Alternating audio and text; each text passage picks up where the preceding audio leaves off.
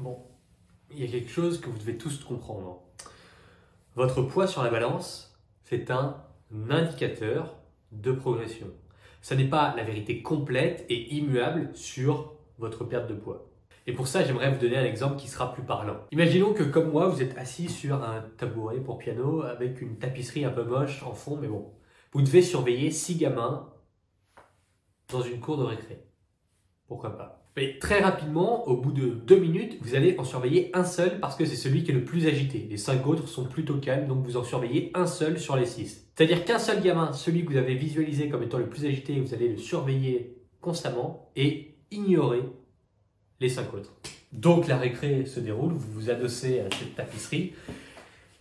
Et puis, finalement, après 30 minutes, eh bien, les autres gamins, les 5 autres que vous n'avez pas regardés, ont chahuté et sont tous blessés. Et pourtant, vous n'avez pas l'impression d'avoir mal fait votre boulot. Parce que le gamin du début qui était agité, il est sain et sauf et vous avez l'impression de l'avoir bien surveillé. C'est comme ça qu'en vous focalisant sur un seul et unique gamin sur les 6 qui sont présents dans la cour de récré, eh bien, vous vous trompez complètement sur la nature de votre travail. C'est-à-dire que vous avez l'impression d'avoir fait les choses correctement, alors que pas du tout simplement parce que vous regardiez un seul indicateur, un seul gamin sur les 6 à surveiller. Résultat des comptes, il y en a un qui va bien, alors que les 5 autres sont tous blessés. Vous avez mal fait votre boulot et vous ne comprenez pas pourquoi finalement. Alors, quand je vous le dis comme ça, face à la caméra, eh bien cette histoire, elle vous semble idiote. Et vous savez très bien, vous savez pertinemment que le boulot de surveiller 6 gamins dans une cour de récré, il est mal fait.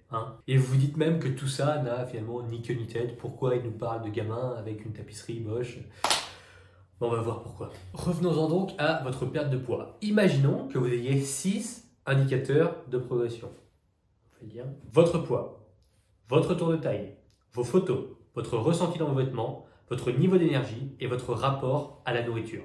Mais vous n'allez regarder qu'un seul des indicateurs de progression et vous allez regarder uniquement votre poids sur la balance parce que vous pensez que c'est le plus important. À nouveau, on a 6 indicateurs, 6, et vous n'en regardez qu'un seul. C'est-à-dire que les 5 autres, vous les ignorez complètement. Au bout de 30 jours, tous les autres indicateurs, ceux que vous ignorez, ont bien progressé, mais votre poids sur la balance n'a quasiment pas bougé. Résultat des comptes, vous abandonnez parce que vous pensez que vous êtes nul, votre poids ne bouge pas, ça craint, etc.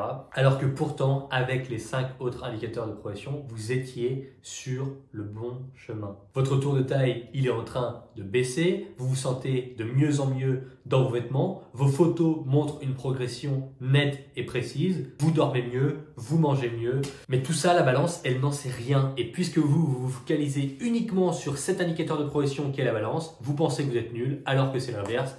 Bravo, vous avez mal surveillé les gamins. Résultat, vous abandonnez.